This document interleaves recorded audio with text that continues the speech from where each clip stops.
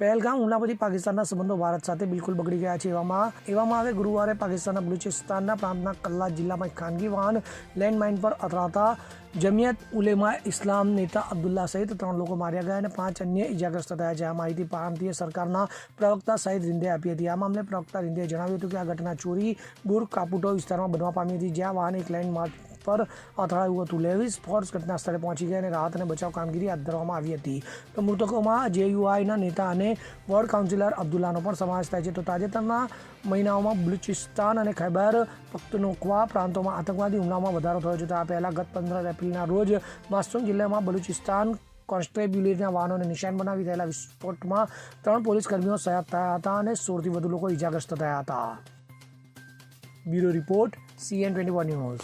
હવે જુઓ દેશ દુનિયાની તમામ ખબરો તમારી આંગળીના ટેરવે।